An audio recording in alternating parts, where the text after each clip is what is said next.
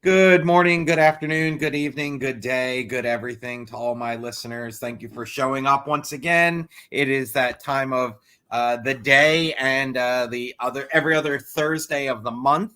So let me just put my quick disclaimer out there. I am Jason Weiss. I am both a consultant and an attorney. However, everything you hear today is not legal advice. I'll change it around. Nothing discussed today constitutes legal advice. Should you need legal advice, financial advice, or family law advice, that's a hint as to what today's show is going to be about, consult an attorney directly.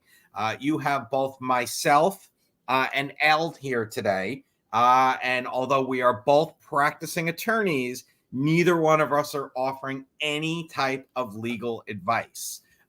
So enjoy, listen, hear scenarios, and rely on nothing, especially that I say, because I know nothing, but don't rely on legal advice from Elle, but check her out and check out what she does. Elle is an attorney who's been practicing for about 20 years in all family law matters, and she is a court-appointed guardian ad litem, which we'll talk about that. She has a deep commitment to children and families. She has reports. She cares about the child. And the only thing I remember from law school is best interests of the child. So that means that she knows what she's talking about. She's also the education coordinator for OurFamilyWizard, which we will talk about a little bit more because that's where I really want to spend the time. I want to find out what that is. And when she is not practicing law, she spends time skiing with her family, friends, and little ones. And she is based in Pittsburgh, so she can do some skiing, but I'm sure she goes other places to ski. So without further ado, I want to introduce Elle Barr, and she is my esteemed guest today. And I'm so excited to have you here because I want to know all about you, but I really want to know all about what Our Family Wizard is. If I could say it right, it'd be great. Our Family Wizard. So Elle, a quick introduction about yourself, and then let's just roll right into what the heck is Our Family Wizard. You got it. Thank you for the very kind intro. I'm thrilled to be here today with you. As you mentioned, I am a family law attorney. I've been practicing for a little over 20 years. I'm based in Pittsburgh, Pennsylvania, but I'm licensed to practice in New Jersey, Pennsylvania, and Washington, D.C. At this point in my career, the only law that I'm practicing is GAL work. So I will only take court appointments to represent children in high conflict divorce cases and children in dependency matters. So those are children where there are abuse and neglect allegations. And in addition, so for our listeners that aren't attorneys or familiar, GAL stands for guardian ad litem. Can you break it down for simple terms for people like me who only took family law one time in law school? Exactly what is a GAL or a guardian ad litem, and what your role is, and because there's always questions that come up, and I'll start asking these. But what is the general definition of a guardian ad litem? That's the best way to start. Yes, that's a great question. The perfect place to start. So guardian ad litem, it is a court-appointed role. People say GAL or GAL. They use the acronym. Litem actually means lawsuit. It's a Latin word, and going to law school, you learn a lot of Latin. And so guardian ad litem, you are the eyes and ears of the court. So a guardian ad litem is requested or appointed in a custody matter, and it signifies that there is a major or significant disagreements between the parties as to what is in the best interest of the child or the children. And at that point, the court wants a trusted outside opinion. So the role of guardian ad litem is to serve as that third party neutral, the arm of the court, to conduct a thorough and comprehensive investigation into the facts, the circumstances, the issues relevant to the matter, and to report back to the court as to what is in the best interest of this child or children. Now, I started the show off like I start every show off, so I saying this is not legal advice and nothing here constitutes legal advice. So when you are appointed by the court, are you responsible, or is the court your client, or is the child your client? Who's your actual client? Also, great question. I am an arm of the court, so I'm reporting back to the judge. My client is the child. I'm not team mom. I'm not team dad. I am team family, there for the child. So in every state, there's a best interest statute. So in Pennsylvania, for example, our best interest statute has 16 factors. So when I'm going out, I'm conducting my investigative work, what I'm really thinking in the back of my mind are those 16 factors. And one factor is the well-reasoned preference of the child. So I interview all the parties. I interview the child. I interview the child at mom's house, dad's house. If it's the same sex couple, at dad's house and then the other dad's house. I interview the child in a neutral place as well.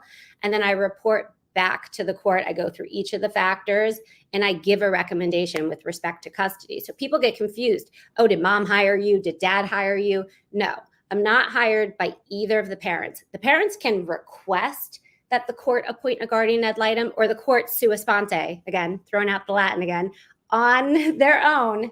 The judge can appoint a guardian ad litem to represent the child. Now, what happens if the child tells you something that you find troubling? And I'm going to bring that into three categories: something troubling about a parent, and then something troubling, or maybe two categories: something troubling about a parent. You know, mom doesn't pick me up from school, or dad likes to have a beer while he's driving me, something like that, which I know the answer to that, but I want to hear it anyway. And then the second question, which is, you know, let's just say it's a 15-year-old boy and he's like, yeah, you know, I love going under the bleachers, you know, after football practice and smoking a joint. So let's start with, you hear something troubling about mom or dad from the child. If the child reports something troubling and it rises to the level where I would need to call in a child line, that's what it's called in Pennsylvania, statutorily, I'm a mandated reporter. So if there are concerns for the health, welfare, safety of this child, I am required by statute to call it into our hotline. And I know every single state has their own 1-800 number hotline. So if that happens, yes, I'm calling it in. If the child's reporting to me, like you said, you know, dad's driving me around with a beer in his hand and he's intoxicated and, you know, I'm scared, that's getting called in immediately. Child Protective Services gets involved. They investigate, they make their findings. And then a lot of times in those cases, there's the overlap. So I'm representing the child in the high conflict divorce case, and then I get pulled into the dependency matter, but they'll have another, in the dependency matter, there'll be another GAL appointed. You can't represent the child in both cases.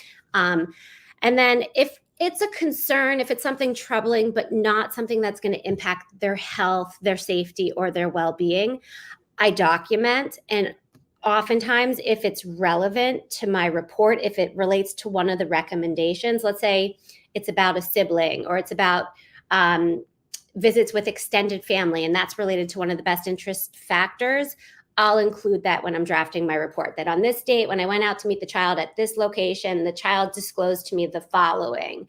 This is relevant because X, Y, and Z.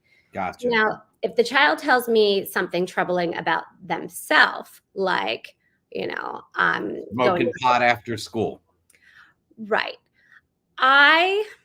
It depends on the age. It depends on the circuit. Attorneys love to say it depends. So it's all fact specific. But if we've got a 17-year-old going into their senior year, he's smoking a joint at a football game on a Friday night, I'm not reporting that to anyone. If it's a serious substance abuse issue, and I think this child's at risk and this child's depressed and they're using, you know, marijuana, and this is the gateway drug to other issues, yeah, I'm going to address it right then and there. But if it's just a joint at a random football game. No, that's not getting reported. That's not going into my report. I'm not there to make the child look bad or to point the finger at the child. I'm there appointed because the parents are in conflict and the child needs to have a decision made with respect to where the child is going to live and how he or she is going to spend his or her time. Right. And I guess that's important too, because you want the child to be able to open up to you. So like, I know I work with a coach, I work with a couple of coaches, and every once in a while, I'll throw my coaching session over to one of my kids. I have a 17 and a 14-year-old. And I tell my kids and I tell my coach, I tell them all together. I said, unless you think something is going on that, I need to be concerned about as a parent, I don't want to know. It's like, it's all between you. If my son has a new girlfriend, if my daughter has a friend at school she doesn't like anymore, I don't care. It's not my problem. But, God forbid, my son tells you, he's flunking in school, I want to know, that type of thing. So it's important, I guess, for you to have the trust of the child as well. Now, are there age groups? I'm assuming majority age in Pittsburgh is 18. What's the youngest that you will work with? I get appointed from infants up until 17 and 11 months. So during any of that time period, if there is a dispute and there's an application filed with the court, I have a case that reopened from 2006. The girl is 16 years old now. She is 16. She was a baby when this started. So I've been following this family for years, and they're on OurFamilyWizard, which is really interesting because we keep all the communications, even if they stop using the platform. The co-parenting app has all the communications going back to when they first got on, and they were originally communicating when OurFamilyWizard was a website. So they were logging in and sending messages to each other. There were no apps at the time when they started.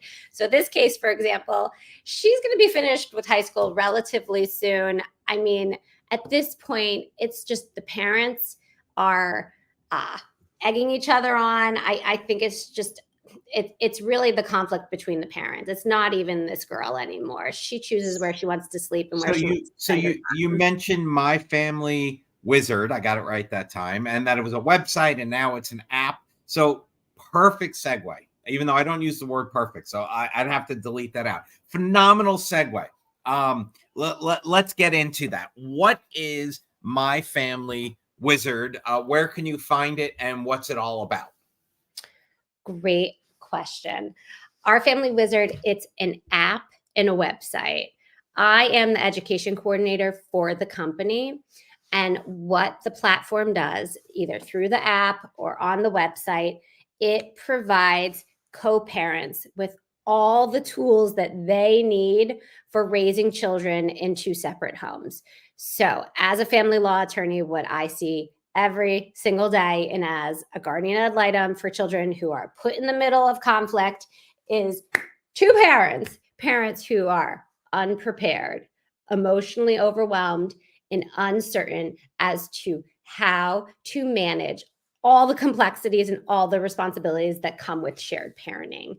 So the platform was very thoughtfully created. It has been expanded. It's been updated over the years, and it has every single tool you could possibly imagine: messaging, artificial intelligence to assist with that messaging, scheduling, calendaring, and even expenses. There's an expense log where parents can request reimbursements, track expenses, and even transfer funds for shared child expenses.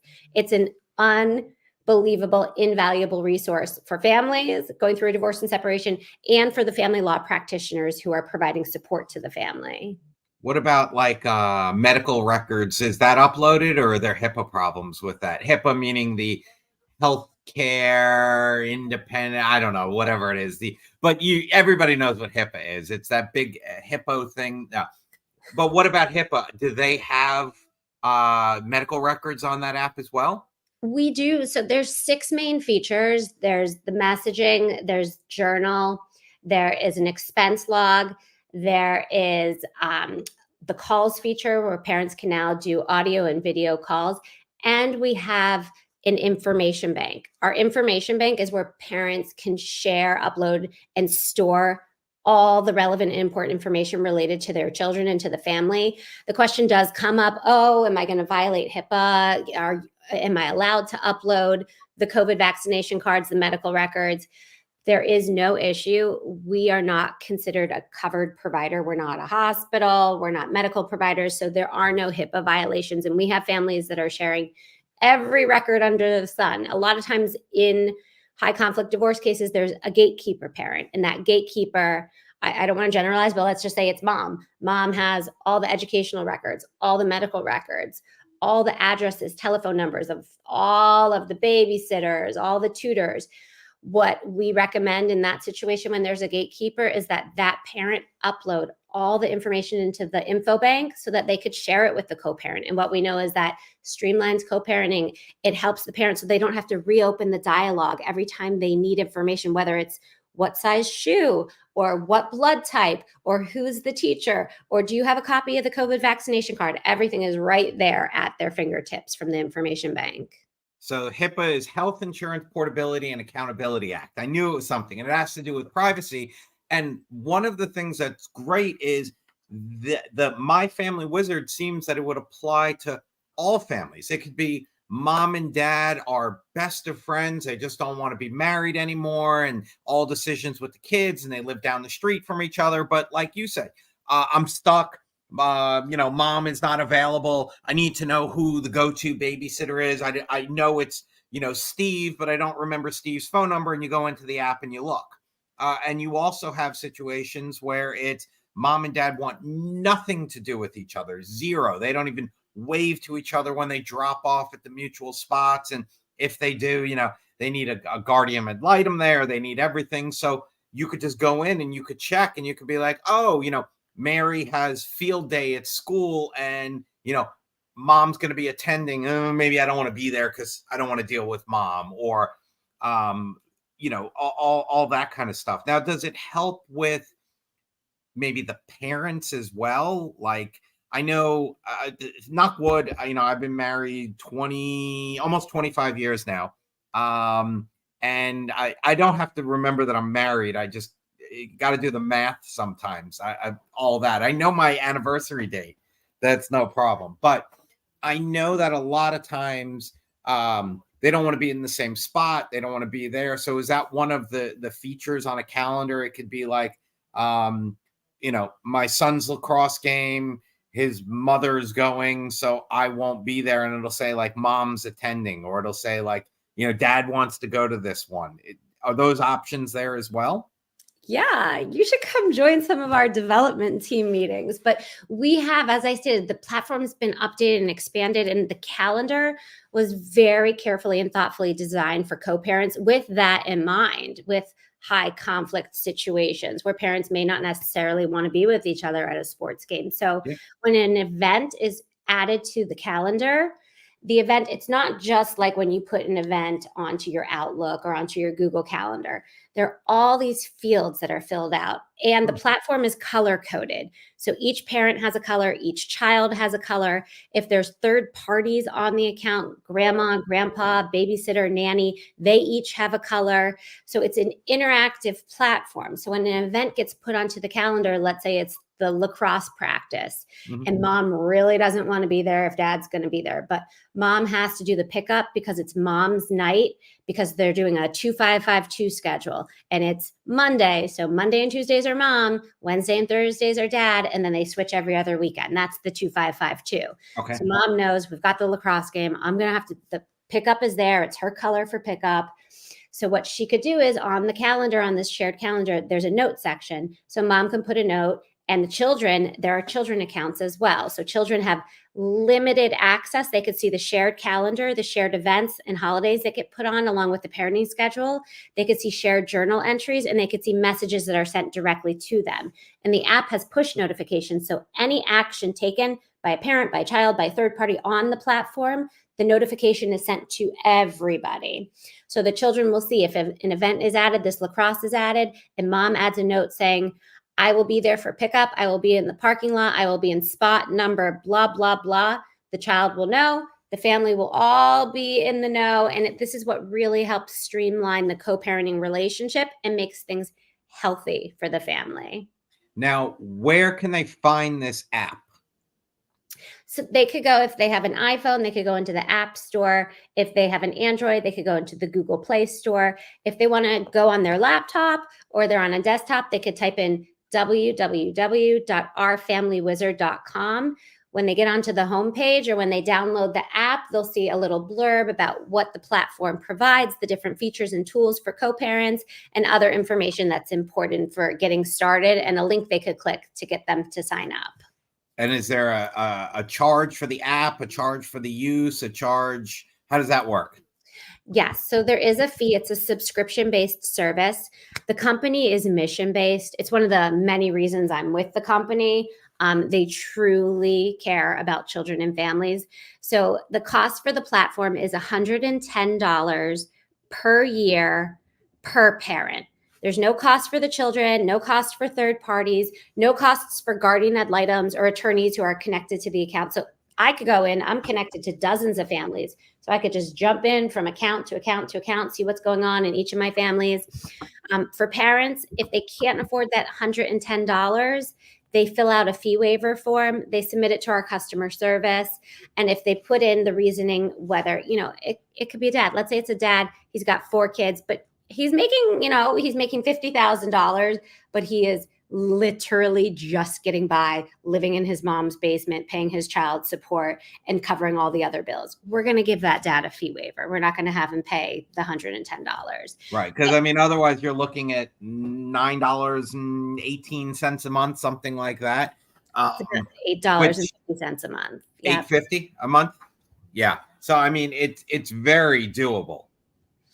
But again, if you can't afford that and then you could get your fee waiver, or you could get a scholarship, or you could get something. But you mentioned something as a guardian ad litem. Do they have to add you to the account, or the court adds you, or because you, Elle, are a guardian ad litem, are you able to go in and look on any, or do you need permission from the parents, the courts? How would that work? Because I could hear people saying, oh, that sounds great, but what about if I don't want a guardian? What if I don't want this? What if I don't want her in? Can I block it because I only want it to be, me, my ex, and the kids?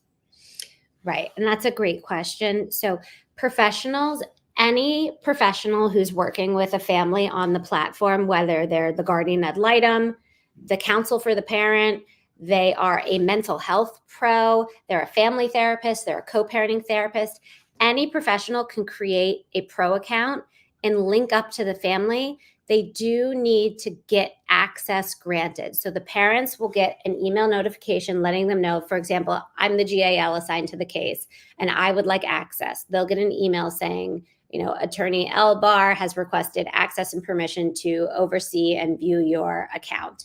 They'll have to click on that and provide me with access. I've had cases where I'm court appointed and the parents don't grant they ignore the request. I do it, 2, 3 times. I give them the chance. And if they don't give me access, then I file an application with the court. I file a motion and I have the court order them to give me access. I have that court order. I work for the company, so it's a lot easier for me because I could just give it over to customer service internally. But if this happens to a guardian ad litem who's not connected to OurFamilyWizard as an employee, they send the court over to customer service, and customer service on the back end will link up the attorney to the account. Now, when you're court appointed, does that mean that mom and dad have to split your fee? Does the court pay your fee? Do you do it for free? How does that work when you are the guardian ad litem? And that question comes up a lot. I do a ton of pro bono work. When I take court appointments for dependency cases, those are the cases where children are abused and neglected. I do those for the most part, pro bono or very, very low bono. And just so everybody who's listening, who's not lawyers, pro bono means she's doing it out of the kindness of her heart for no charge. Low bono, as she said, it would mean that she's taking her normal rate of X amount of dollars and is reducing it out of courtesy or because she wants to. And I like that term, low bono. I haven't used that. I usually say I offer a scholarship or some sort of a grant to my clients, but I like yours, low bono. Go patent, not patent, go trademark that term. I should. And it's really nice because when I do low bono cases, I really only charge for the substantive work, for drafting the report. I'm not charging for every text message and every phone call and every email that gets sent out, because it adds up, those 0.1s, the 0.2s. So in my low bono cases, it's nominal. On a high conflict custody case where I know, dad's a heart surgeon and mom's an attorney, I'm charging my hourly rate. The court appoints me. The order outlines how I should be paid. And generally the split is however they're splitting expenses. So if they're 30-70, if they're 50-50 for all their expenses related to the children, that's generally how the court will order them to split my fee. Now, will the court come up with a list of, like, I know when I have a court appointed mediator, right? There's statutory amounts. I think they're like $250 an hour. When I'm a mediator myself, I'm $500 an hour. So when you are a guardian ad litem appointed by the court, do they let mom and dad know, hey, she's $500 an hour and you're each going to be responsible for $250? Or is your rate basically adjusted by what the court says? Like, how is that determined? So where I practice in Pennsylvania, in Allegheny County, the rate is set by the court. It's actually set by the county. So they have that set rate. It's the way it's split, which is decided by the judge. So the judge is going to split it based on the parents, on their how they are doing. So statutorily, I'm just going to throw out a number. It's $300 an hour, and the court says it's a 75-25 split between mom and dad. Mom's the big breadwinner, dad is not. So mom's going to pay. So I got it. Okay. And then are you allowed to do a guardian ad litem privately? Like if mom and dad both know you because, they've seen you on the ski slopes and they know you're a great person and you're friends with them both. And they're like, our daughter knows you. She trusts you. We want you to be the intermediary. Is that something that you're ethically and more? No, you're saying no. No, our state statute defines the role of guardian ad litem, and that is not within the scope of the role. So if parents want something similar to a guardian ad litem, I could provide support in other ways. For friends and for family, I'm always there to lend a hand, to be a sounding board. Or you could tell both mom and dad to each pony up the $110 for the year, get on OurFamilyWizard.com.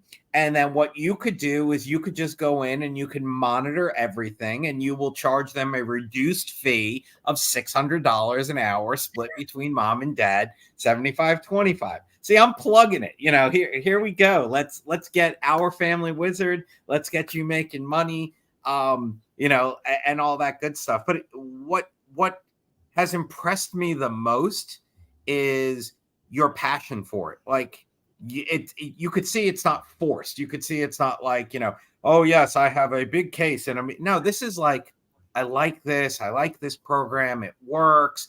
We're constantly tweaking it and checking it out. I checked out the website beforehand. It's pretty cool. Even someone who's not majorly tech savvy can get into it. And if you have a young kid, probably anywhere between 4 and 10, he or she can teach you how to use the app because they'll know how. And it seems, pretty cool. And it's something that you want to do. What are other things that, all right, I'm going to sign up for the app. Are there like mandatory parenting courses or hints and tricks? And not, I don't mean tricks, but like hints and training, like how to be a better mom, how to be a better dad, how to be a better spouse going through a divorce. Are there like, educational courses and other resources available through the app? Not through the actual app when the parents are logged in on their phone. But if parents go to the website, we have a resource page, and our resource page has endless articles, blog posts, links, research studies, tips and tricks, videos, even instructional videos on how to best use the app, best practices. I mean, there's endless information on the website under our resource page. I personally draft the custody blogs for the company. So if parents have any questions about what is the best parenting schedule, what's the difference between a 223 and a 2552 and a week on, week off with midweek visit and every other week, they go into these custody blogs. They read about the different parenting schedules. It gives them insight into, what would work best for their family. So the platform, OurFamilyWizard, it's much more than just a communication tool. It has endless resources for families and for family law practitioners so that they can best serve their clients. Now, one of the things I noticed when I checked out the website, I admittedly don't have the app, but I did check out the website. It was the messaging app. So it looks like that, mom and dad or child or whatever, they could send a message saying, hey, mom and dad, I'm starring in the school play. And, I want you both to come. So then mom and dad can, each get their invitation. They're both aware of everything. They both know what's going on.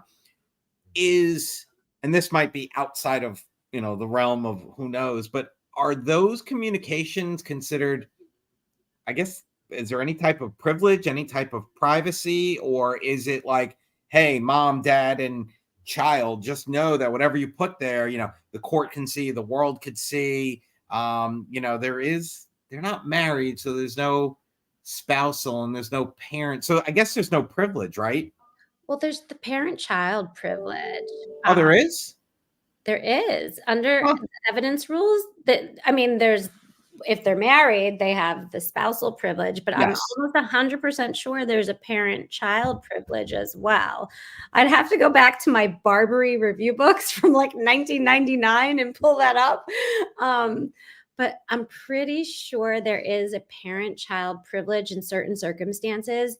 When children are on the OurFamilyWizard account, their access to the messaging, it's very, very limited. So they can't see the messages that are going back and forth between mom and dad, but they can send messages to mom and dad. Would those messages then be privileged?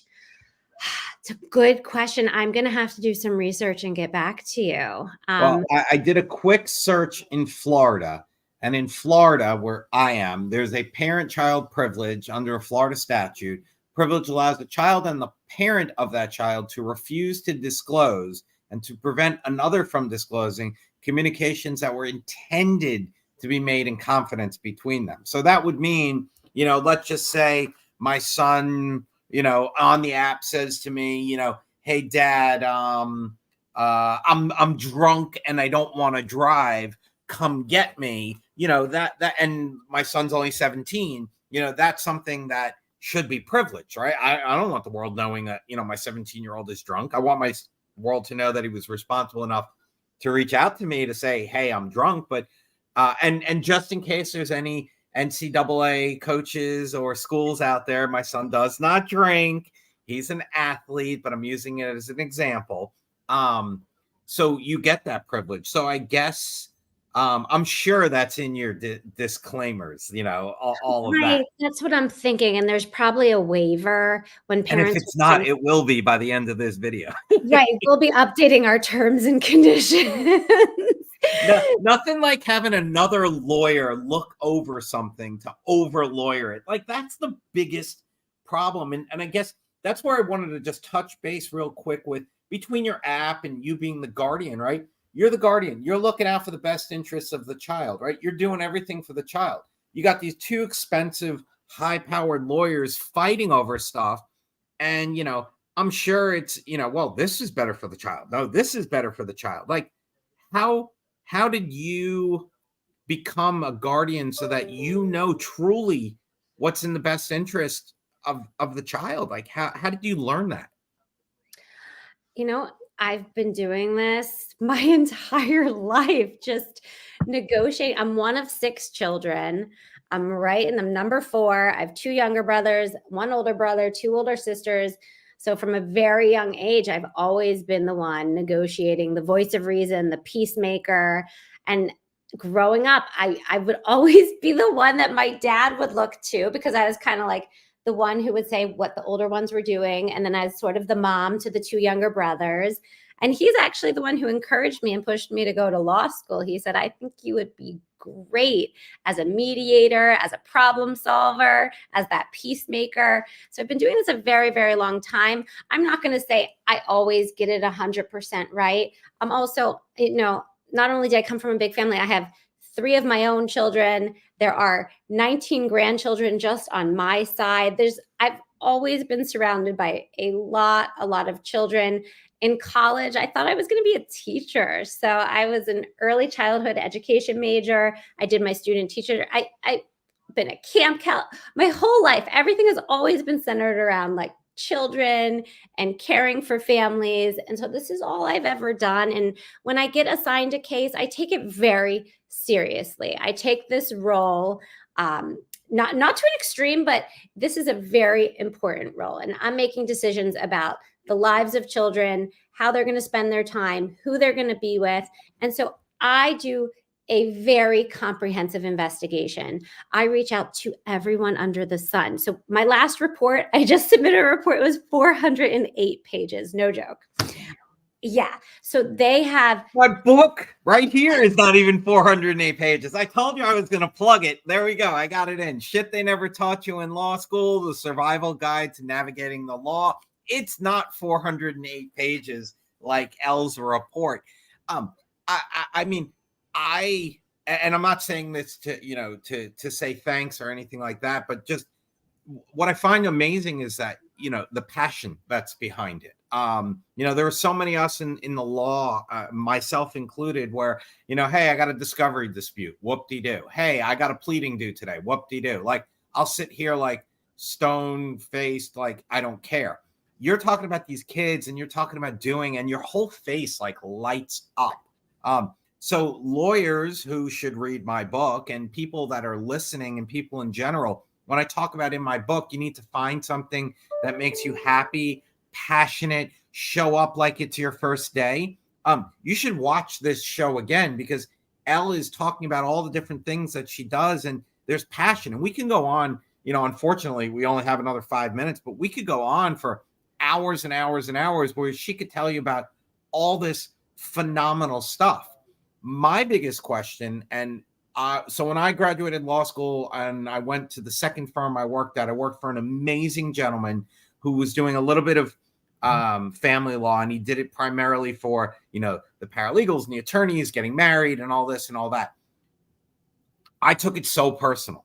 How do you not take all of these like so personally? I understand passion and caring and all of that, but like, how do you not bring it home? How are you like, oh my God, I got to get this, this child out of this situation. Mom and dad are both, nuts, crazy, harm. Like, how do you separate the wanting to do the right thing and like closing up your laptop at 7:00 at night and enjoying your own kids?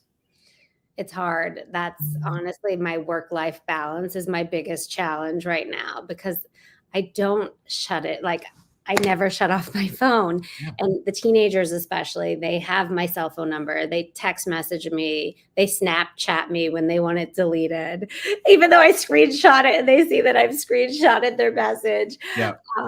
It's really, really hard to shut it off. And when I go to bed at night, even when I put my head down on my pillow, I'm thinking about my own children, my family, but I'm also thinking about all these children that I'm representing. And I'm hoping that I'm making the right recommendations and that I am serving their best interest and that the judges are making the correct decisions so that these kids can be raised to be resilient, happy, confident, safe, and have everything that they deserve. So I feel good at the end of the day. I love this work. This is what I was meant to do, but it is very hard to turn it off. And that's one of the things I touch about in the book, which I told you I'm going to send you a copy, but it's called The Practice of Law, right? It's not black and white. You do a math problem and the answer is 3. If you don't get 3, you're wrong, right? But this is, you could say, oh my God, I've read Johnny's file. I've met with Johnny 20 times, blah, blah, blah. And Johnny really wants to be in the warmth with mom in Florida. Okay. You don't know, maybe dad was planning to move to Florida. Like you never know. So it is the practice of law. It is putting the best interests of the child always for first and foremost. So we are at almost that 40-minute mark, and I always save my last question for the day to be the hardest. And here we go. Any movie that touches on law, what's your favorite? Legally Blonde, of course. Elle Woods. Elle Woods. I had a feeling, but I wasn't sure. I'm a My Cousin Vinny guy. Okay. I feel that is, it teaches you so much. Plus, you have Herman Munster as the judge, so you can't get wrong. And for those of you that don't know who Herman Munster is, go Google him. But that's my favorite. So I can't stand Legally Blonde for one reason. She studies for the bar for like a week, and she gets like the LSAT for a week and gets like an almost perfect score. Come on. I studied for months and months and months, and I did fine, but I didn't. So my daughter's watching. She's like, Dad, what'd you get on the LSAT? I'm like, not anywhere near what she got. I got into law school. I did just fine. But that. If it weren't for that, I'd like the movie. So check out OurFamilyWizard.com. Download it, buy it, purchase it. If you're having financial difficulties, apply for a scholarship or a sponsorship or a fee waiver. It is for the best interest of your child. You probably don't even need to be going through a divorce or a separation. It just seems like it's a great app in general for any parent who's living a busy life. That it might be a solution. Get in there, see what you can do. Get with Elle. If you have questions, you can get her at M as in Mary or Michelle, BARR at OurFamilyWizard.com, or check out OurFamilyWizard.com. Elle, it was such a pleasure. Answered more questions than I knew that I had. And I look forward to sending you a copy of the book and to chatting more, and for you to tell me, hey, Jason, in the book, you missed this whole thing. Let's have a chapter on this. And the answer is going to be awesome. Help me. So thank you, Elle. It was incredible. Stay warm in Pittsburgh. And to everybody else, I'll see you in 2 weeks when we're going to talk about a computer tech company that maybe I need to get Elle with, because it's secure messaging that's encrypted from one end to the other. So there might be some synergy. CC and team, thank you. GoingBoldMedia.com. Thank you as always. I'm Jason Weiss. This is Elle. We'll see you in 2 weeks.